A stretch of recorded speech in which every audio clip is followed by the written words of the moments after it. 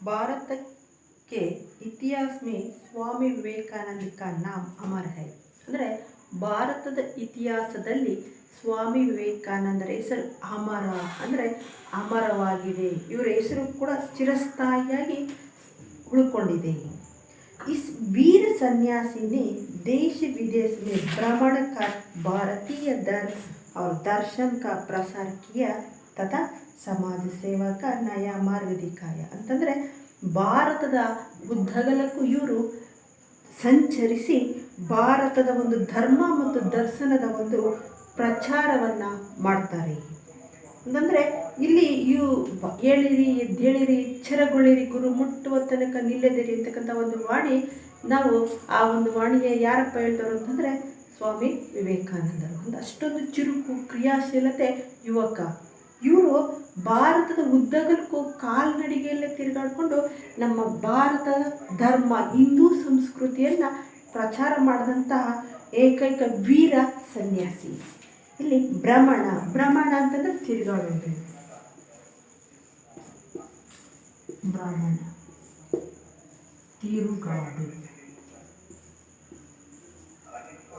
ತಿರುಗಾಡು ಅಂತಂದರೆ ಈ ನಮ್ಮ ಮಹಾನ್ ವೀರ ಸನ್ಯಾಸಿ ಭಾರತದ ಉದ್ದಗಲಕ್ಕೂ ನಮ್ಮ ಧರ್ಮವನ್ನು ಪ್ರಚಾರ ಮಾಡಿಕೊಂಡು ಇಡೀ ದೇಶವನ್ನೇ ಸುತ್ತಾಡಿದ್ದಾರೆ. ಸ್ವಾಮಿ ವಿವೇಕಾನಂದ का ಜನ್ಮ ಜನವರಿ 12, 1863. ಇವರು ಎಷ್ಟಪ್ಪ ಅಂತಂದರೆ ಜನವರಿ 12, 1863 ಕಲ್ಕತ್ತಾದಲ್ಲಿ ಹುಡ್ತಾರೆ. ಇವತ್ತಿಗೂ ಕೂಡ ನಾವು ಜನವರಿ 12 ರಾಷ್ಟ್ರೀಯ ಯುವ ದಿನ ಅಂತ ಕರಿತೀವಿ. ಇವರ ಒಂದು ಸ್ಮರಣಾರ್ಥವಾಗಿ ನಮ್ಮ ಸ್ವಾಮಿ ವಿವೇಕಾನಂದರ ಜನ್ಮದಿನದ ಒಂದು ಆ ಸವಿ ನೆನಪಿಗಾಗಿ ಏನಂತ ಹೆಸರಿಟ್ಟಿದ್ದಾರಪ್ಪ ಅಂತಂದರೆ ರಾಷ್ಟ್ರೀಯ ಯುವ ದಿನ ಅಂತ ಇಟ್ಟಿದ್ದಾರೆ ಜನವರಿ 12. ಇವರು ಕಲ್ಕತ್ತಾದಲ್ಲಿ ಒಂದು ಉತ್ತಮ ಸುಸಂಸ್ಕೃತ ಕುಟುಂಬದಲ್ಲಿ ಹುಟ್ಟುತ್ತಾರೆ. ಇವರ ಬಾಲ್ಯದ ನೇಮು ಬಚ್ಪನ್ ಕಾ ನಾಮ್ ನರೇಂದ್ರ ದೇವತಾ. ಇವರ ಮೊದಲ ಹೆಸರೇನಪ್ಪ ಅಂತಂದರೆ ನರೇಂದ್ರ. ಉನ್ಕೆ ಪಿತಾ ಶ್ರೀ ವಿಶ್ವನಾಥ ದತ್ತ. ಇವರ ತಂದೆ ಯಾರಪ್ಪ ಅಂತಂದರೆ ವಿಶ್ವನಾಥ ದತ್ತ. ಪ್ರತಿಷ್ಠಿತ ವಕೀಲತೆ. ಇವರು ವೃತ್ತಿಯಲ್ಲಿ ವಿಶ್ವನಾಥ ದತ್ತ ಅವರು ವೃತ್ತಿಯಲ್ಲಿ ವಕೀಲರಾಗಿದ್ದರು. ಉನ್ಕಿ ಮಾತಾ ಶ್ರೀಮತಿ ಭುವನೇಶ್ವರಿ ದೇವಿ. ಇವರು ಭುವನೇಶ್ವರಿ ದೇವಿಯವರು ಇವರ ತಾಯಿ ಧರ್ಮಪರಾಯಣ ಮಹಿಳಾ. ಇವರು ಒಂದು ಧರ್ಮವನ್ನು ಯಾವಾಗಲೂ ನಂಬ್ಕೊಂಡಿದ್ದವರು, ಪೂಜೆ ಪುರಸ್ಕಾರ ಸುಸಂಸ್ಕೃತವುಳ್ಳ ಮಹಿಳೆ ಆಗಿದ್ದರು.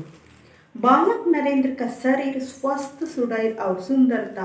ಅವ್ರು ಹೇಗಿದ್ರಪ್ಪ ಅಂತಂದರೆ ಈ ನರೇಂದ್ರ ಬಾಲಕನಾಗಿದ್ದಂಥ ಸ್ವಾಮಿ ವಿವೇಕಾನಂದ ಬಾಲಕರಾಗಿದ್ದಾಗ ಹೇಗಿದ್ರಪ್ಪ ಅಂತಂದರೆ ತುಂಬ ಸುಂದರವಾಗಿ ಅಜಾನುಭಾವವಾಗಿದ್ದರು. ನೋಡೋದಕ್ಕೆ ಸುಂದರವಾಗಿದ್ದರು ಮತ್ತು ಸ್ವಸ್ಥ ಶರೀರ ಅಜಾನುಭಾವವಾಗಿ ಬಹಳ ಎತ್ತರವಾಗಿ ಇದ್ದಂಥ ಒಬ್ಬ ವ್ಯಕ್ತಿಯಾಗಿದ್ದರು. ಕುಸ್ತಿ ಲಡನೆ ದೌಡ್ ಲಗಾನೆ ಗುಡ್ ಸವಾರಿ ಕನ್ನೆ ಅವ್ರ ತೈರ್ನೆ ಮೇ ಹೋನೆ ಬಡ ಆನಂದ ಮಿಲ್ತಾ ಅಂತ. ಇವರು ಕುಸ್ತಿ ಆಡೋದು, ಕುದುರೆ ಸವಾರಿ ಮತ್ತು ಈಜಾಡೋದು, ಈ ಎಲ್ಲ ಒಂದು ಬೇರೆ ಬೇರೆ ಕ್ರೀಡೆಗಳಲ್ಲೂ ಕೂಡ ಇವರು ಹೆಚ್ಚಿನ ಆಸಕ್ತಿಯನ್ನು ವಹಿಸ್ತಾ ಇದ್ರು. ಇವರಿಗೆ ಎಲ್ಲ ಕ್ಷೇತ್ರದಲ್ಲೂ ಕೂಡ ಆಸಕ್ತಿ, ಓದೋದ್ರಲ್ಲಾಗಿರ್ಬೋದು ಮತ್ತು ಕ್ರೀಡೆಯಲ್ಲಾಗಿರ್ಬೋದು ಎಲ್ಲ ಕ್ಷೇತ್ರದಲ್ಲೂ ಕೂಡ ಇವರಿಗೆ ತುಂಬ ಅಭಿರುಚಿ ಇತ್ತು ಮತ್ತು ತುಂಬ ಚುರುಕಾಗಿದ್ದರು. ಮತ್ತು ಸಂಗೀತ ಕೇಳೋದ್ರಲ್ಲೂ ಕೂಡ ಇವರಿಗೆ ತುಂಬ ಆಸೆ ಇತ್ತು. ಮತ್ತು ಇವರು ಅಲ್ಲಿ ಭಾಗವಹಿಸಿದ್ರೆ ಪ್ರತಿಯೋಗಿ ಅಂದರೆ ಅವರ ವಿರೋಧಿಯನ್ನು ಬಹಳ ಬೇಗ ಸೋಲಿಸ್ತಾ ಇದ್ರು. ನರೇಂದ್ರ ಆರಂಭ ಸಹಿ ಪಢಾಯಿ ಲಿಖಾಯಿ ಮೇ ಬಡೆ ತೇಜ್ತೆ. ಅಂದರೆ ಇವರು ತುಂಬ ಓದೋದ್ರಲ್ಲಿ ಬರೆಯೋದ್ರಲ್ಲಿ ಸರ್ವತೋಮುಖ, ಅಂದರೆ ಎಲ್ಲ ಇವ್ರಿಗೆ ಗೊತ್ತಿಲ್ಲದೆ ಇರುವಂಥ ವಿದ್ಯೆನೇ ಇರಲಿಲ್ಲ. ತೇಜ್ ಅಂತಂದರೆ ಚುರುಕು.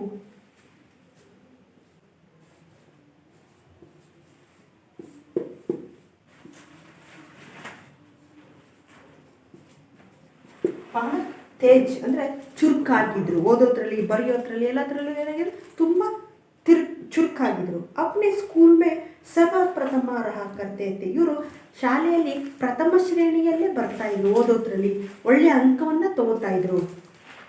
ಎಂಟ್ರೆನ್ಸ್ ಪರೀಕ್ಷಾ ಮೇ ಬಿ ವೇ ಪ್ರಥಮ ಶ್ರೇಣಿ ಮೇ ಉತ್ತೀರ್ಣ ಹುಯಿತೆ. ಎಂಟ್ರೆನ್ಸ್ ಪರೀಕ್ಷೆಯಲ್ಲಿ ಇವರು ಪ್ರಥಮ ಶ್ರೇಣಿಯಲ್ಲಿ ಪಾಸ್ ಆಗ್ತಾರೆ. BA की परीक्षा पास करने के बाद उन्होंने कानून का अध्ययन प्रारंभ किया. BA परीक्षೆ ಆದ ನಂತರ ಇವರು ಕಾನೂನು ಪದವಿಯನ್ನು ತಗೋತಾರೆ. इसी बीच में उनके पिता का ದೇಹಾಂತ हो गया.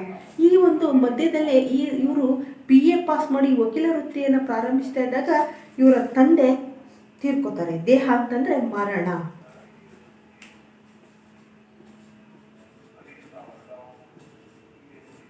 ದೇಹಾಂತ ಅಂದರೆ ಮರಣ, ಮರಣ, ಸಾವು, साहू मरण. अध्ययन काल में उनकी रुचि व्याख्यान देने और विचारों को आदान प्रदान करने में भी थी. इसी कारण उन्होंने अपने कॉलेज में एक व्याख्यान समिति बनाई थी और कई प्रतियोगिता का आयोजन भी किया था. पाश्चात्य विज्ञान तथा दर्शन का भी उन्होंने अध्ययन किया था. ಇವರು ಕಾಲೇಜ್ನಲ್ಲಿ ಒಂದು ಸಮಿತಿಯನ್ನ ವೇದಿಕೆಯನ್ನ ಮಾಡ್ಕೋತಾರೆ. ಅದರಲ್ಲಿ ಏನಪ್ಪ ಆಯ್ಕೆ ಮಾಡ್ಕೋತಾರಪ್ಪ ಅಂತಂದ್ರೆ ಪಾಶ್ಚಾತ್ಯ ವಿಜ್ಞಾನ ಕ ದರ್ಶನ್ ಕಾ ಬಿ ಉನ್ಹೋನೆ ಅಧ್ಯಯನ. ಇವರು ಪಾಶ್ಚಾತ್ಯ ಒಂದು ಅಧ್ಯಯನದ ಬಗ್ಗೆ, ಆ ಒಂದು ವಿಚಾರದ ಬಗ್ಗೆ ಒಂದು ಸಮಿತಿಯನ್ನು ಮಾಡಿ ಅದರಲ್ಲಿ ತಮ್ಮ ವಿಚಾರವನ್ನು ಮಂಡಿಸ್ತಾರೆ. ಕಿಶೋರಾವಸ್ಥಾ से ही नरेंद्र दार्शनिक एवं ಧಾರ್ಮಿಕ ವಿಚಾರವೊಮ್ಮೆ ತಲ್ಲೀನ रहते थे. ಇವರು ಚಿಕ್ಕವರಾಗಿದ್ದಂಗಿಂದಲೂ ಕೂಡ ದಾರ್ಶನಿಕ ಮತ್ತು ಧರ್ಮದ ಬಗ್ಗೆ ಈ ರೀತಿ ವಿಚಾರಗಳಲ್ಲಿ ಬಹಳ ಹೆಚ್ಚಿನ ಆಸಕ್ತಿನ ತೋರಿಸ್ತಾ ಇದ್ರು. ಹಾಗಾಗಿ ಬೆಳೆಯುವ ಸಿರಿ ಮೊಳಕೆಯಲ್ಲಿ ಅಂತ ಹೇಳಿ ಇವರು ಚಿಕ್ಕವರಾಗಿಂದಲೂ ಧರ್ಮದ ಬಗ್ಗೆನೇ ಹೆಚ್ಚು ಆಸಕ್ತಿ ಹೊಂದಿ ಕೊನೆಗೊಮ್ಮೆ ಇಡೀ ನಮ್ಮ ಭಾರತದ ಒಂದು ಧರ್ಮ ಸಂಸ್ಕೃತಿನ ದೇಶ ವಿದೇಶದಲ್ಲಿ ಇಡೀ ಜಗತ್ತಿಗೆ ಅವರ ಒಂದು ಸುಗಂಧವನ್ನು ಪ್ರಸರುವಂತೆ ಮಾಡಿದ್ರು. परमहंस एक दिन नरेंद्र रामकृष्ण परमहंस के पास पहुँचे और अपने जिज्ञासा उन्हें कहा सुनाई. रामकृष्ण परमहंस ने नरेंद्र को अपना शिष्य स्वीकार किया है. ಇವರು ಏನು ಮಾಡ್ತಾರೆ, ಇವರಿಗೆ ದಾರ್ಶನಿಕ ವಿಚಾರದಲ್ಲಿ ಹೆಚ್ಚು ಆಸಕ್ತಿ ಇರೋದನ್ನು ತಮ್ಮ ಗುರುಗಳಾದಂಥ ರಾಮಕೃಷ್ಣ ಪರಮಹಂಸರಿಗೆ ತಮ್ಮ ಇರ್ತಕ್ಕಂಥ ಆಸೆಯನ್ನು ಹೇಳ್ಕೊತಾರೆ. ಆಗ ಅವರು ಈ ಶಿಷ್ಯರಾಗಿ ಅವರನ್ನು ಸ್ವೀಕರಿಸಿ ಅದಕ್ಕೆ ಒಪ್ಪಿಗೆಯನ್ನು ಕೊಟ್ಟು ತಮ್ಮ ವಿಚಾರಗಳನ್ನು ಇವರಿಗೆ ದಾರೆ ಎರೀತಾರೆ. ರಾಮಕೃಷ್ಣ ಪರಮಹಂಸರ ಶ್ರೇಷ್ಠ ಉತ್ತಮ ಶಿಷ್ಯ ಯಾರಪ್ಪ ಅಂತಂದರೆ ಸ್ವಾಮಿ ವಿವೇಕಾನಂದ. स्वामी परमहंस के जीवन दर्शन से विवेकानंद इतने प्रभावित हुई थे. ಇವರು ಪರಮಹಂಸರ ಒಂದು ಜೀವನದ ಒಂದು ವಿಚಾರಧಾರೆಗಳಲ್ಲಿ ಈ ರಾಮಕೃಷ್ಣ ಪರಮಹಂಸರ ಒಂದು ಆದರ್ಶ ಜೀವನವನ್ನು ಇವರು ಜಾಸ್ತಿ ಹಚ್ಕೋತಾರೆ ಮತ್ತು ಅದರಿಂದ ಪ್ರಭಾವಿತಗೊಳ್ತಾರೆ. ತಮ್ಮ ಗುರುಗಳಾದಂಥ ರಾಮಕೃಷ್ಣ ಪರಮಹಂಸರ ಒಂದು ಹೆಚ್ಚು ಅವರ ವ್ಯಕ್ತಿತ್ವ ಸ್ವಾಮಿ ವಿವೇಕಾನಂದರ ಮೇಲೆ ಹೆಚ್ಚಿನ ಪರಿಣಾಮವನ್ನು ಬೀರುತ್ತೆ. उन्होंने अपने गुरु के संदेश का प्रसार करना चाहता. ಮತ್ತು ಅವರಲ್ಲಿ ಸಂದೇಶಗಳು ಅವರ ವಿಚಾರಗಳನ್ನು ಇವರು ಏನು ಮಾಡ್ತಾರೆ, ಪ್ರಚಾರವನ್ನು ಮಾಡ್ತಾರೆ. जनता को सत्य की राह दिखाने के एक लिए सितंबर सन 1893 को वे ಸಂಯುಕ್ತ ರಾಜ್ಯ ಅಮೆರಿಕಾ ಗए. ಇವರು ಏನು ಮಾಡ್ತಾರೆ, ಒಂದಿನ ತಮ್ಮ ಗುರುಗಳ ಸಂದೇಶವನ್ನು ಇಡೀ ವಿಶ್ವಕ್ಕೆ ಪ್ರಚಾರ ಮಾಡಲಿಕ್ಕೆ ಅವರ ಅನುಮತಿಯ ಮೇರೆಗೆ 1893ರಲ್ಲಿ ಅಮೆರಿಕದ ಚಿಕಾಗೋ ಎಂಬತಕ್ಕಂಥ ಸಮ್ಮೇಳನಕ್ಕೆ ಇವರು ಭಾಗವಹಿಸ್ತಾರೆ. उस समय वहाँ चिकागो नगर में सर्वधर्म सम्मेलन हो रहा था. ಅಲ್ಲೇನು ನಡೀತಾ ಇರ್ತದಂದರೆ ವಿಶ್ವ ಸರ್ವಧರ್ಮ ಸಮ್ಮೇಳನ ಅಂತಂದರೆ ಎಲ್ಲ ಧರ್ಮಗಳು ಅಲ್ಲಿ ತಮ್ಮ ಧರ್ಮದ ಬಗ್ಗೆ ಪ್ರಚಾರವನ್ನು ಮಾಡ್ತಕ್ಕಂಥ ಒಂದು ಕಾರ್ಯಕ್ರಮ. ಅಲ್ಲಿಗೆ ನಮ್ಮ ಸ್ವಾಮಿ ವಿವೇಕಾನಂದರು ಕೂಡ ಭಾರತೀಯದ ಒಂದು ಪ್ರತಿನಿಧಿಯಾಗಿ ಭಾಗವಹಿಸ್ತಾರೆ. इस महासभा में विवेकानंद ने भारतीय धर्म और तत्वज्ञान पर ಭಾಷಣ दिया. ಅವರು ಯಾವ ವಿಚಾರವನ್ನಾಗಿ ಅಲ್ಲಿ ವ್ಯಕ್ತಪಡಿಸ್ತಾರಪ್ಪ ಅಂತಂದರೆ ಯಾವುದ ವಿಚಾರದ ಬಗ್ಗೆ ಅಂತಂದರೆ ತತ್ವಜ್ಞಾನ, ಧರ್ಮ ಮತ್ತು ತತ್ವಜ್ಞಾನದ ಬಗ್ಗೆ ಭಾರತದ ಪರವಾಗಿ ಅಮೆರಿಕದ ಚಿಕಾಗೋ ಎಂಬತಕ್ಕಂಥ ಒಂದು ಪ್ಲೇಸ್ನಲ್ಲಿ ಸರ್ವಧರ್ಮ ಸಮ್ಮೇಳನದಲ್ಲಿ ಇವರು ಭಾಗವಹಿಸ್ತಾರೆ. ಉನ್ಕ ಭಾಷಣ ಬಡ ಗಂಭೀರ ಏವಂ ಹೃದಯ ಸ್ಪರ್ಶಿತ. ಇವರ ಭಾಷಣ ಹೇಗಿತ್ತಪ್ಪ ಅಂತಂದರೆ ಬಹಳ ಗಂಭೀರ ಮತ್ತು ಹೃದಯವನ್ನು ತಟ್ಟತಕ್ಕಂಥ ಒಂದು ಅಂಶವಾಗಿರ್ತದೆ. ಯಾಕಂತಂದರೆ ಭಾರತದವರಲ್ವ ಯಾರೋ ಲಾಸ್ಟಲ್ಲಿ ಎಲ್ಲ ಧರ್ಮಗಳು ಆದಮೇಲೆ ಕೊನೆಯಲ್ಲಿ ಇಟ್ಕೊಂಡಿರ್ತಾರೆ ಇವ್ರ ಹೆಸರನ್ನ. ಆಗ ಎಲ್ಲ ಏನು ಮಾಡಿರ್ತಾರೆ, ಬೆಳಗಿಂದ ಕೇಳಿ ಕೇಳಿ ಸಾಕಾಗಿ ಎಲ್ಲ ಎದ್ದು ಹೋಗ್ತಾ ಇರ್ತಾರೆ. ಎದ್ದು ಹೋಗ್ಬಿಟ್ಟು ಯಾರೋ ಬೆಳಗಿಂದ ಕೇಳಿ ಕೇಳಿ ಸಾಕಾಗ್ಬಿಟ್ಟಿರ್ತದೆ. ಆಗ ಇವ್ರು ಹೋದ ತಕ್ಷಣ ಪ್ರಥಮವಾಗಿ ಇವರು ಮುಟ್ಟಿದ ಮೊದಲ ಮಾತೆಂದರೆ ಸಿಸ್ಟರ್ಸ್ ಆ್ಯಂಡ್ ಬ್ರದರ್ಸ್. ಎಲ್ಲರೂ ಕೂಡ ಸಿಸ್ಟರ್ಸ್ ಆ್ಯಂಡ್ ಬ್ರದರ್ ಅಂದ ತಕ್ಷಣ ಎದ್ದು ಹೋಗ್ತಾ ಇದ್ದಾರೆ, ವಾಪಸ್ ಬರ್ತಾರೆ. ಯಾಕಂತಂದರೆ ಇದುವರೆಗೂ ಹೇಳ್ತಿದ್ದವ್ರು ಯಾರಪ್ಪ ಅಂತಂದರೆ, ಇದುವರೆಗೂ ಭಾಷಣ ಮಾಡಿ ಪ್ರಥಮ ಭಾಷೆ ಅವ್ರದ್ದು ಹೇಗಿತ್ತಪ್ಪ, ಪ್ರಥಮ ಮಾತು ಅಂತಂದರೆ ಹಲೋ ಜೆಂಟ್ಲ್ಮನ್ಸ್ ಅಂತ ಕರೀತಾ ಇರ್ತಾರೆ. ಆದರೆ ಸ್ವಾಮಿ ವಿವೇಕಾನಂದರು ಹೋದ ತಕ್ಷಣ ಮೈಕ್ ಕೇಳ್ಕೊಂಡ ತಕ್ಷಣ ಸಿಸ್ಟರ್ಸ್ ಆ್ಯಂಡ್ ಬ್ರದರ್ಸ್ ಅಂದ ತಕ್ಷಣ ಎದ್ದು ಹೋಗ್ತಾ ಇದೆ ಅಂತ ಸಭಿಕರೆಲ್ಲರೂ ಕೂಡ ವಾಪಸ್ ಬರ್ತಾರೆ. ಇವರ ಮೊದಲನೇ ಮಾತೆ ಅವರ ಹೃದಯವನ್ನು ತಟ್ಟುತ್ತೆ. ಉನ್ಕಿ ವಾಣಿ ಸುನ್ಕರ್ ಶ್ರೋತಗಣ ಮುಗ್ದು ಹೋಗಯ್ಯ. ಇವರ ಒಂದು ಸುಂದರವಾದ ಮಾತನ್ನು ಆ ಜನ ಏನು ಮಾಡಿ ಕೇಳಿದ ತಕ್ಷಣ ಮುಗ್ಧ ಆಗ್ಬಿಡ್ತಾರೆ, ಖುಷಿ ಪಟ್ಬಿಡ್ತಾರೆ, ಸಂತೋಷ ಆಗೋಗ್ಬಿಡುತ್ತೆ. कुछ समय तक वे अमेरिका में ही रहे और अपने भाषणों द्वारा लोगों को त्याग और समय का पाठ पढ़ाया. ಈ ಜನಗಳು ಏನು ಮಾಡ್ತಾರೆ, ಇವರ ಮಾತನ್ನು ಕೇಳಿ ತುಂಬ ಖುಷಿಪಟ್ಟು ಭಾಳ ಸಂಯಮದಿಂದ ಇವರ ಕೊನೆಯವರೆಗೂ ಇವರ ಮಾತನ್ನು, ಇವರ ಭಾಷಣವನ್ನು ಕೇಳ್ತಾರೆ. इसके वे इंग्लैंड और स्विट्जरलैंड भी गए और वहाँ उन्होंने सत्य और धर्म का प्रसार कर भारत के गौरव को बढ़ाया. ಅನೇಕ ವಿದೇಶಿ ಸ್ವಾಮೀಜಿಗೆ ಶಿಷ್ಯ ಬಂದಯಿ. ಇವರ ಮಾತನ್ನು ಕೇಳಿದಂಥ ಕೆಲವರು ಅಲ್ಲಿದ್ದಂಥ ಅಮೇರಿಕದಲ್ಲಿದ್ದಂಥ ಎಲ್ಲ ಒಂದು ಶಿಷ್ಯ ಸನ್ಯಾಸಿಗಳು ಕೂಡ ನಾನು ನಿಮ್ಮ ಶಿಷ್ಯ ಆಗ್ತೀನಿ, ನಾನು ನಿಮ್ಮ ಶಿಷ್ಯ ಆಗ್ತೀನಿ ಅಂತೇಳಿ ಅವರ ಕಾಲಿಗೆ ಬಿದ್ದು ನಮಸ್ಕಾರ ಮಾಡ್ತಾರೆ. उनमें से कुमारी मार्गरेट ಎಲಿಜಬೆತ್ का नाम ಉಲ್ಲೇಖನೀಯ. ಇಲ್ಲಿ ಬಹಳ ಅವರ ಒಬ್ಬರು ಮುಖ್ಯವಾಗಿ ಒಬ್ಬರ ಹೆಸರು ಮಾರ್ಗರೆಟ್ ಎಲಿಜಬೆತ್ ಅಂತಕ್ಕಂಥ ಒಬ್ಬರು ಲೇಡೀಸು ಸ್ವಾಮಿ ವಿವೇಕಾನಂದರಿಗೆ ನಮ್ಮನ್ನು ನಿಮ್ಮ ಶಿಷ್ಯರಾಗಿ ಮಾಡಿಕೊಡಿ ಅಂತೇಳಿ ಅವರ ಕಾಲಿಗೆ ಬೀಳ್ತಾರೆ. ಜೋ ಸ್ವಾಮೀಜಿ ಕೋ ಅನುಯಾಯಿನಿ, ನಮ್ಮ ಸ್ವಾಮೀಜಿಯವರ ಅನುಯಾಯಿನೂ ಕೂಡ ಹಾಗೆ ಹಾಕ್ತಾಳೆ. ಸಿಸ್ಟರ್ ನಿವೇದಿತಾ ಕೋ ನಾಮ್ ಸಂಸಾರ ಮೇ ಪ್ರಸಿದ್ಧಿ. ಆಗ ಸ್ವಾಮಿ ವಿವೇಕಾನಂದರು ಆಕೆಯನ್ನು ತಮ್ಮ ಅನುಯಾಯಿ ಮಾಡಿಕೊಂಡು ಸಿಸ್ಟರ್ ನಿವೇದಿತಾ ಎಂಬತಕ್ಕಂಥ ಹೆಸರನ್ನು ಆಕೆಗೆ ನಾಮಕರಣ ಮಾಡ್ತಾರೆ. स्वामी विवेकानंद ने भारत में भ्रमण करके भारतीय संस्कृति और सभ्यता का सदुपदेश दिया. उन्होंने अंधविश्वास तथा रूढ़ियों को हटाकर धर्म का वास्तविक मर्म समझाया. ನಮ್ಮಲ್ಲಿರ್ತಕ್ಕಂಥ ಅಂಧವಿಶ್ವಾಸ ಮೂಢನಂಬಿಕೆಗಳನ್ನು ದೂರ ಮಾಡೋಕ್ಕೆ ಅವರು ಬಹಳ ಶ್ರಮ ಪಡ್ತಾರೆ. ಅವರು ನಿಜವಾದಂಥ ಧರ್ಮದ ಬಗ್ಗೆ ಪ್ರಚಾರವನ್ನು ಮಾಡಲಿಕ್ಕೆ ಅವರು ತಮ್ಮ ಜೀವನವನ್ನೇ ಪಣವಾಗಿ ತೊಡ್ತಾರೆ. साधु सन्यासी वर्ग को भी उन्होंने शांति प्राप्त करने का नया मार्ग जताया. ಸಾಧು ಸಂತ ಎಲ್ಲರೂ ಕೂಡ ಒಂದು ಹೊಸ ಮಾರ್ಗವನ್ನು ಸ್ವಾಮಿ ವಿವೇಕಾನಂದರು ತೋರಿಸ್ಕೊಡ್ತಾರೆ. ವಹ ದೀನ ದುಃಖಿ ಜನೋ ಕೋ ಸೇವಾ और ಸಹಾಯತಾ का ಮಾರ್ಗ. ಅವರು ಏನು ಮಾಡ್ತಾರೆ, ದೀನ ದಲಿತರು, ರೋಗಿಗಳಿಗೆ, ಬಡಬಗ್ಗರಿಗೆ ತಮ್ಮ ಸಹಾಯವನ್ನು ಸದಾ ತಮ್ಮ ಜೀವನವನ್ನು ಅವರಿಗೋಸ್ಕರನೇ ಮುಡುಪಾಗಿ ಇಡ್ತಾರೆ. स्वामी विवेकानंद ने समाज सेवा को परमाप्त की सच्ची सेवा बतलाया. वे स्वयं भी समाज सेवा में लग जाते थे. सन 1897 में प्लेग और अकाल से पीड़ित भारतीय वासियों को उन्होंने बड़ी तन्मयता से सेवा की थी. ಇವ್ರು ಏನು ಮಾಡ್ತಾರೆ ಅಂತಂದರೆ, ಯಾವ ರೀತಿ ತನ್ನ ಸೇವೆಯನ್ನು, ತನ್ನ ಜೀವನವನ್ನು ಮುಡುಪಾಗಿಡ್ತಾರೆ ಅಂತಂದರೆ, 1890ರಲ್ಲಿ ಪ್ಲೇಗ್ನಿಂದ ತುಂಬ ಜನ ಅಕಾಲ ಮರಣವನ್ನು ಹೊಂದ್ತಾ ಇರ್ತಾರೆ. ಅಂತಂದರೆ ಅಕಾಲ ಮರಣ ಅಂತಂದರೆ ಬೇಗ ತಮ್ಮ ಆಯುಸ್ ಮುಗಿಯೋದು ಮೊದಲು ಅವರು ಸಾವನ್ನು ಅಪ್ತಕ್ಕಂಥದ್ದು. ಪ್ಲೇಗ್ ಎಂಬತಕ್ಕಂಥ ಮಹಾಮಾರಿಗೆ 1897ರಲ್ಲಿ ಜನ ಸಾವನ್ನು ಅಪ್ತಾ ಇರ್ತಾರೆ. ಆಗ ತಮ್ಮ ಜೀವನವನ್ನೇ ಆ ಭಾರತೀಯ ವಾಸಿಗೋಸ್ಕರ, ಅವರ ಹುಷಾರಾಗೋದಿಗೋಸ್ಕರ, ಅವರ ಚಿಕಿತ್ಸೆಗೋಸ್ಕರ ತಮ್ಮ ಜೀವನವನ್ನೇ, ತಮ್ಮ ಸೇವೆಯನ್ನೇ ವ್ಯಕ್ತಪಡಿಸ್ತಾರೆ, ತಮ್ಮ ಜೀವನವನ್ನೇ ಅಲ್ಲಿ ಮುಡುಪಾಗಿರ್ತಾರೆ. ಸಮರ್ಥ ಲೋಗೋಂಕೋ ಉನ್ನೋನೆ ಗರೀಬಿ ಕಿ ದಶಾ ಸುಧಾರಣೋ ಕಾ ಸಂದೇಶ ದಿಯ. ಇವರು ಗರೀಬಿ ಅಂತಂದರೆ ಬಡತನ, ಗರೀಬಿ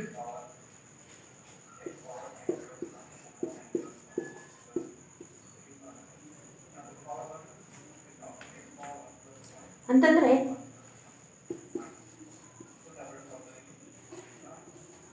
ಬಡವರಿಗೆ, ರೋಗಿಗಳಿಗೆ, ಅಶಿಕ್ಷಿತರಿಗೆ ಎಲ್ರಿಗೂ ಕೂಡ ತಮ್ಮ ಜೀವನದ ಸೇವೆಯನ್ನು ಮುಡುಪಾಗಿರ್ತಾರೆ. ಅವರಿಗೆ ಒಂದು ಹೊಸ ಮಾರ್ಗವನ್ನು ತೋರಿಸ್ತಾರೆ. ಆ ರೋಗಿಗಳಿಗೆ ತಮ್ಮ ಕೈಲಾದಷ್ಟು ಸೇವೆಯನ್ನು ಮಾಡ್ತಾರೆ. ಅವರಿಗೆ ಆತ್ಮಸ್ಥೈರ್ಯವನ್ನು ತುಂಬ್ತಾರೆ. ಆಮೇಲೆ ನಂತರ ಇವ್ರು ಏನು ಮಾಡ್ತಾರೆ ಅಂತಂದರೆ उन्होंने कलकत्ता में ರಾಮಕೃಷ್ಣ ಮಿಷನ್ ಕಿ ಸ್ಥಾಪನ ಕಿಯಾ. Very very important. Ramakrishna mission ಅನ್ನು ಸ್ಥಾಪಿಸಿದ ಒಂದು ಜನರಲ್ ಕ್ವಶನ್. ರಾಮಕೃಷ್ಣ ಮಿಷನ್ ಅನ್ನು ಸ್ಥಾಪಿಸ್ತಿದ್ದವರು ಯಾರಪ್ಪ ಅಂತಂದರೆ ಸ್ವಾಮಿ ವಿವೇಕಾನಂದರು. ತಮ್ಮ ಗುರುಗಳಾದಂಥ ರಾಮಕೃಷ್ಣ ಪರಮಹಂಸರ ಹೆಸರಿನಲ್ಲಿ ರಾಮಕೃಷ್ಣ ಪರಮಹಂಸ ಎಂಬತಕ್ಕಂಥ ಒಂದು ಮಿಷನನ್ನು ಕಲ್ಕತ್ತಾದಲ್ಲಿ ಸ್ಥಾಪಿಸ್ತಾರೆ. स्वामीजी ने अज्ञान, अशिक्षित, विदेशी अनुकरण, दास्य मनोभाव आदि के बुरे प्रभावों के बोध कराया. ಇವ್ರು ಏನು ಮಾಡ್ತಾರೆ, ಕೆಲವರೆಲ್ಲ ನಮ್ಮ ದೇಶದಲ್ಲೇ ಚಿನ್ನದಂಥ ಸಂಸ್ಕೃತಿ ಇದೆ, ಅದನ್ನು ಬಿಟ್ಟು ಬೇರೆ ದೇಶದ ಸಂಸ್ಕೃತಿಯನ್ನು ಅನುಕರಣೆ ಮಾಡ್ತಾ ಇದ್ದಾರೆ ನಮ್ಮಲ್ಲಿ. ಅದನ್ನು ಇವ್ರು ಏನು ಮಾಡ್ತಾರೆ, ಅದರ ಬಗ್ಗೆ ಇವರು ಒಂದು ಮಾರ್ಗದರ್ಶನವನ್ನು ನೀಡ್ತಾರೆ. ಅಶಿಕ್ಷಿತ ಅಂದರೆ ಓದದೇ ಇರ್ತಕ್ಕಂಥ, ಶಿಕ್ಷಣ ಇಲ್ಲದೇ ಇರ್ತಕ್ಕಂಥ ಮತ್ತು ಕೆಲವರಿಗೆ ಅಜ್ಞಾನ, ಸ್ವಲ್ಪ ದಡ್ಡತನ, ಮೂಢನಂಬಿಕೆ ಇವುಗಳ ಬಗ್ಗೆ ಅವ್ರೇನು ಮಾಡ್ತಾರೆ, ಹೆಚ್ಚಿನ ಒಂದು ಮಾಹಿತಿಯನ್ನು, ಮಾರ್ಗದರ್ಶನವನ್ನು ಜನಗಳಿಗೆ ಕೊಡ್ತಾರೆ. अपने भाषण द्वारा जनता के मन से इतनत की भावन के दूर भागने का ಪ್ರಾಮಾಣಿಕ ಪ್ರಯತ್ನ किया.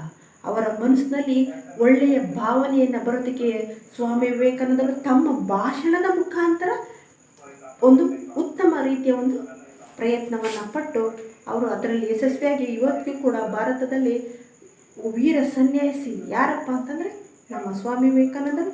ಅವ್ರು ಹೇಳಿದಂಥ ರೋಮಾಂಚನಕಾರಿಯಾದಂಥ ಒಂದು ವಾಣಿ ಏನಪ್ಪ ಅಂದರೆ, ಹೇಳಿರಿ ಎದ್ದೇಳಿರಿ, ಎಚ್ಚರಗೊಳ್ಳಿರಿ, ಗುರು ಮುಟ್ಟುವ ತನಕ ನಿಲ್ಲದಿರಿ. ಈ ರೀತಿ ತಮ್ಮ ಮಾತಿನಲ್ಲೇ ಹೆಚ್ಚಿನ ಅವ್ರಿಗೊಂದು ಶಕ್ತಿಯನ್ನು ತುಂಬ್ತಾ ಇದ್ರು. अपने एक भाषण में उन्होंने कहा ಅಂದರೆ ಹೇಗೆ, ಪ್ಯಾರೆ ದೇಶವಾಸಿಯೋ, ನನ್ನ ಪ್ರೀತಿಯ ದೇಶವಾಸಿಗಳೇ, ವೀರ ಬನೋ ಹೌ ಲಾಲಾ ಕರ್ ಕಹಾ ಕಿ ಭಾರತೀಯ ಹೂ.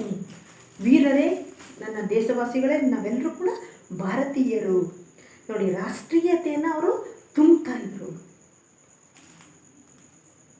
निर्दर्शन, अनपढ़ भारतीय, मैं भारतीय हूँ, अनपढ़ भारतीय, निर्दर्शन भारतीय, ऊंच जाति का भारतीय, नीच जाति का भारतीಯ, सब मेरे भाई. ಮೇಲ್ಜಾತಿಯ ಭಾರತೀಯನಾಗಿರ್ಬೋದು, ಕೆಳ ಜಾತಿಯ ಭಾರತೀಯನಾಗಿರ್ಬೋದು, ಅಥವಾ ಓದಿರೋನು ಓದದೇ ಇರೋನಾಗಿರ್ಬೋದು, ಎಲ್ಲರೂ ಕೂಡ ನನ್ನ ಬಾಯಿ, ನನ್ನ ಅಣ್ಣಂದಿರು, ನೀವೆಲ್ಲರೂ ನನ್ನ ಅಣ್ಣ ತಮ್ಮಂದಿರು, ನನ್ನ ಸಹೋದರರು, ನೀವೆಲ್ಲರೂ ಕೂಡ ಭಾರತೀಯರೇ. ಓದಲಿ ಓದದೆ ಹೋಗಲಿ, ನೀವು ಉಚ್ಚ ಮೇಲ್ಜಾತಿಯಲ್ಲಿ ಕೆಳಜಾತಿಯಲ್ಲಿ ನೀವೆಲ್ಲರೂ ಕೂಡ ನಮ್ಮ ಸಹೋದರರು ಎಂಬತಕ್ಕಂಥ ರಾಷ್ಟ್ರೀಯತ್ವ, ಭಾತೃತ್ವವನ್ನು ಅವರಲ್ಲಿ ತುಂಬ್ತಾ ಇದ್ರು ತಮ್ಮ ಭಾಷಣದ ಮುಖಾಂತರ. ಉನ್ಕಿ ಪ್ರತಿಷ್ಠಾ ಮೇರಿ ಪ್ರತಿಷ್ಠೆ, ನಿಮ್ಮ ಗೌರವನೇ ನನ್ನ ಗೌರವ ಅಂತ ಹೇಳ್ತಾ ಇದ್ರು. ಉನ್ಕ ಗೌರವ ಮೇರಾ ಗೌರವ, ನಿಮ್ಮ ಜೀವನನೇ ನನ್ನ ಜೀವನ, ನಿಮ್ಮ ಗೌರವನೇ ನನ್ನ ಗೌರವ, ನೀವು ಚೆನ್ನಾಗಿದ್ದರೆ ನಾನು ಚೆನ್ನಾಗಿರ್ತೀನಿ ಅಂತ ಹೇಳ್ತಾರಲ್ಲ, ಆ ಥರ ಎಲ್ಲವೂ ಕೂಡ ನೀವೇ. 4 जुलाई सन 1902 को स्वामी विवेकानंद परलोक सिधारे, लेकिन आज भी उनके कार्य और संदेश अमर है. 1902 ಮತ್ತು ಜುಲೈ 4ರಂದು ಸ್ವಾಮಿ ವಿವೇಕಾನಂದರು ಪರಲೋಕವನ್ನು ತಲುಪ್ತಾರೆ, ಅಂದರೆ ಮರಣವನ್ನು ಹೊಂದ್ತಾರೆ. ಆದರೆ ಅವರ ಒಂದು ಕಾರ್ಯ ಮತ್ತು ಸಂದೇಶ ಇವತ್ತಿಗೂ ಕೂಡ ನಮ್ಮ ದೇಶದಲ್ಲಿ ಏನಾಗಿದೆ, ಅಮರವಾಗಿದೆ, ಅಜರಾಮರವಾಗಿದೆ, ಹೆಸರು ಉಳ್ಕೊಂಡಿದೆ.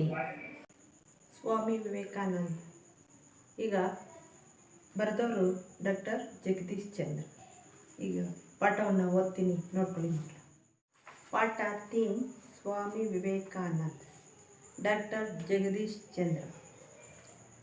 भारत के इतिहास में स्वामी विवेकानंद का नाम अमर है.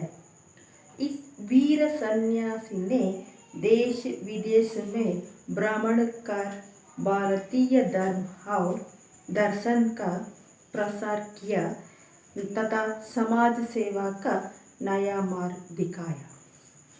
स्वामी विवेकानंद का जन्म 12 जनवरी 1863 को कलकत्ता के एक कायस्थ घराने में हुआ था. उनके बचपन का नाम नरेंद्र देव था। उनके पिता श्री विश्वनाथ दत्ता एक प्रतिष्ठित वकील थे। उनकी माता श्रीमती भुवनेश्वरी देवी धर्मपरायण महिला थी। बालक नरेंद्र का शरीर स्वस्थ, सुडौल और सुंदर था। कुश्ती लड़ने, दौड़ लगाने, घुड़सवारी करने और तैराने में उन्हें बड़ा आनंद मिलता था। वे संगीत एवं खेलकूद की प्रतियोगिता में भी भाग लिया करते थे। नरेंद्र आरंभ से ही पढ़ाई लिखाई में बड़े तेज थे। वे अपने स्कूल में सर्वप्रथम रहा करते थे। एंट्रेंस परीक्षा में भी वे बीए प्रथम श्रेणी में उत्तीर्ण हुई थी। बीए की परीक्षा पास करने के बाद उन्होंने कानून का अध्ययन प्रारंभ किया। इसी बीच में उनके पिता का देहांत हो गया। अध्ययन काल में उनकी रुचि व्याख्यान देने और विचारों के आदान प्रदान करने में भी, इसी कारण उन्होंने अपने कॉलेज में एक व्याख्यान समिति बनाई थी और कई प्रतियोगिता का आयोजन भी किया था। पाश्चात्य विज्ञान तथा दर्शन का उन्होंने अध्ययन किया था। किशोरावस्था से ही नरेंद्र दार्शनिक एवं धार्मिक विचारों में तल्लीन रहते थे। एक दिन नरेंद्र रामकृष्ण परमहंस के पास पहुंचे और अपने जिज्ञासा उन्हें कही सुनाई। रामकृष्ण परमहंस ने नरेंद्र को अपना शिष्य स्वीकार किया। स्वामी परमहंस के जीवन दर्शन से विवेकानंद इतने प्रभावित हुए थे कि उन्होंने अपने गुरु के संदेश का प्रसार करना चाहा। जनता को सत्य की राह दिखाने के लिए सितंबर सन 1863 को वे संयुक्त राज्य अमेरिका गए। उस समय वहाँ शिकागो नगर में सर्वधर्म सम्मेलन हो रहा था। इस महासभा में विवेकानंद ने भारतीय धर्म और तत्वज्ञान पर भाषण दिया। उनका भाषण बड़ा गंभीर एवं हृदयस्पर्शी था। उनकी वाणी सुनकर श्रोतागण मुग्ध हो गए। कुछ समय तक वे अमेरिका में ही रहे और अपने भाषणों द्वारा लोग को त्याग और संयम का पाठ पढ़ाया। इसके बाद में इंग्लैंड और स्विट्जरलैंड भी गए और वहाँ उन्होंने सत्य और धर्म का प्रसार कर भारत के गौरव का बढ़ाया। अनेक विदेशी स्वामी जी के शिष्य बन गए। उनमें से कुमारी मार्गरेट एलिजाबेथ का नाम उल्लेखनीय है, जो स्वामी जी का अनुयायी बनकर सिस्टर निवेदिता के नाम से संसार में प्रसिद्ध हुई। स्वामी विवेकानंद ने भारत में भी प्रसारण करके भारतीय संस्कृति और सभ्यता का सदुपयोग दिया। उन्होंने अंधविश्वास तथा रूढ़ियों को हटाकर धर्म का वास्तविक मर्म समझाया। साधु सन्यासी वर्ग को भी उन्होंने शांति प्राप्त करने का तथा मार्ग जताया। वह था दीन दुखी जनों की सेवा और सहायता का मार्ग। स्वामी विवेकानंद ने समाज सेवा को परमाप्त की सच्ची सेवा बतलाया। वे स्वयं भी समाज सेवा में लग जाते थे। सन 1897 में लोग और प्लेग और अकाल से पीड़ित भारतीय वासियों की उन्होंने बड़ी तन्मयता से सेवा की थी। समर्थ लोगों को उन्होंने गरीबी की दशा सुधारों का संदेश दिया। इसी ध्येय से उन्होंने कलकत्ता में रामकृष्ण मिशन की स्थापना की। स्वामी जी ने अज्ञान, अशिक्षिता, विदेशी अनुकरण, दास्य मनोभाव आदि के बुरे प्रभावों के बोध कराया। उन्होंने अपने भाषणों द्वारा जनता के मन से इतना की भावना को दूर भागने का प्रामाणिक प्रयत्न किया। अपने एक भाषण में उन्होंने कहा था, प्यारे देशवासियों, वीर बनो और ललकार कर कहो कि मैं भारतीय हूँ। अनपढ़ भारतीय, निर्धन भारतीय, ऊंची जाति का भारतीय, नीच जाति का भारतीय, सब मेरे भाई है। उनकी प्रतिष्ठा मेरी प्रतिष्ठा है, उनका गौरव मेरा गौरव है। 4 जुलाई सन 1902 को स्वामी विवेकानंद परलोक सिधारे, लेकिन आज भी उनके कार्य और संदेश अमर है। Thank you children, thank you very much.